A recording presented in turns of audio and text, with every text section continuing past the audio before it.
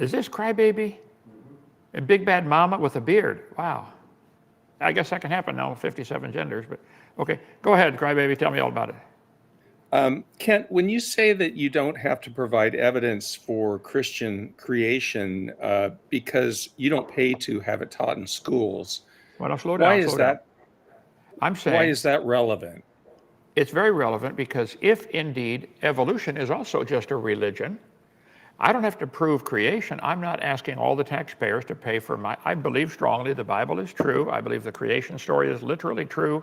I believe that in creation, but I'm not requiring everybody to pay for that to be taught.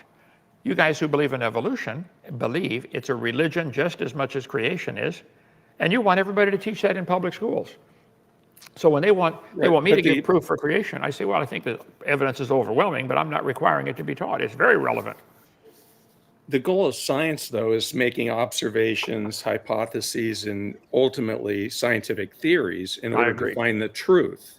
Okay. What does it have to do with people's tax dollars in school? I mean, ultimately, we're here to discuss what the truth is. And so I think that you don't want to discuss creationism because the evidence isn't there in the Bible to support what we see in nature.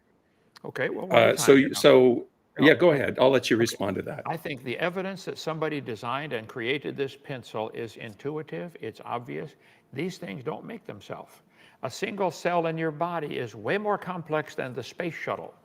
One cell in your body, and you got 100 trillion of them, one cell more complex than the space shuttle.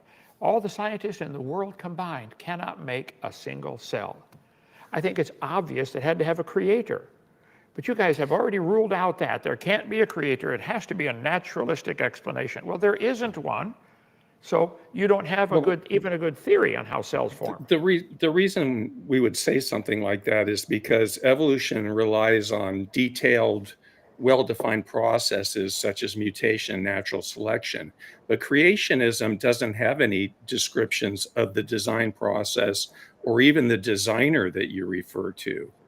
And so you can't even really describe your own designer or the design process where animals were they just came into existence magically in the Garden of Eden.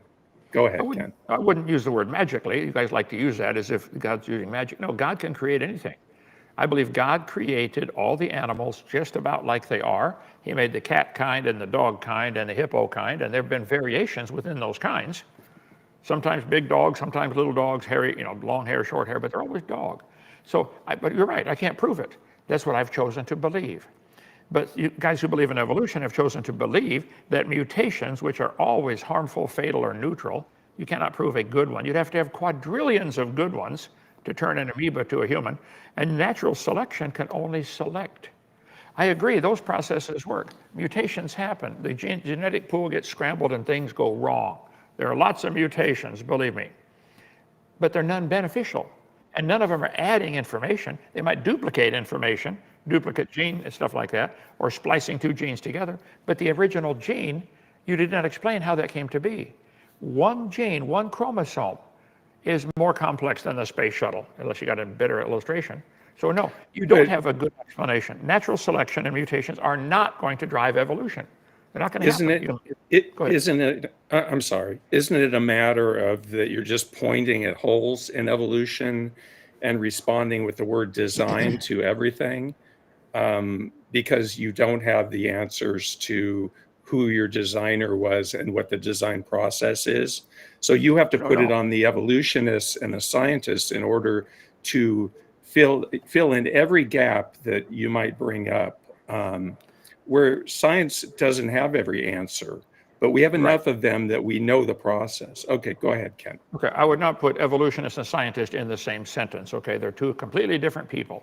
Now, there may be some scientists who are good at science in one area, but they also have a religion of evolution. There are some people who are scientists and do stuff on nuclear reactors who also have a religion of Islam. Evolution is a religion that some scientists have adopted, but it's not part of science. We've never seen a single animal ever produce offspring that anybody would consider a different kind. You might have a variation within the kind, but it'll always be the same kind. Okay, so Evolution and science do not go in the same sentence. See, but I admit I've chosen to believe by faith. God made the world, God made all the animals, and he made them to reproduce, which is an incredibly complex process. And all of them, all we've ever observed in human history is they make after their kind. Cows make cows, dogs make dogs, frogs make frogs. There's no exceptions. But you guys want to put them all on a chart. Do you believe these charts, like I show all the time, should be taught to the kids in public school, that all the animals came from a common ancestor? Let's make it more specific. Crybaby, do you believe that you as a human being have an ancestor which was a single-celled creature, which is the same ancestor as a sunflower? Are you related to a sunflower like this chart indicates? Oh, we have a common ancestor. You see, that's a belief. That's your religion. That's a diagram, though. That's a very simplified diagram. I guess that would be taught to children, but we would use a phylogenetic tree, which is much more detailed. The result's the same.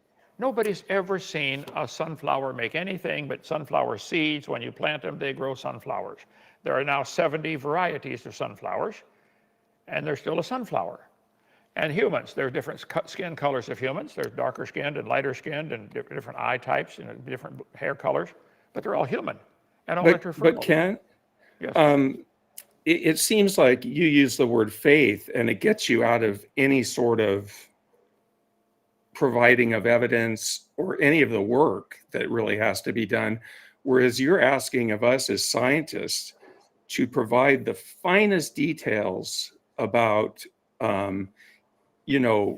each stratigraphic sequence and things about genetics, and you're asking us for all those details to be able to answer. Cosmology, things about the Big Bang, yet when we ask you things, all you have to say is, I take it on faith, and then you can shrug your shoulders, and then that's it.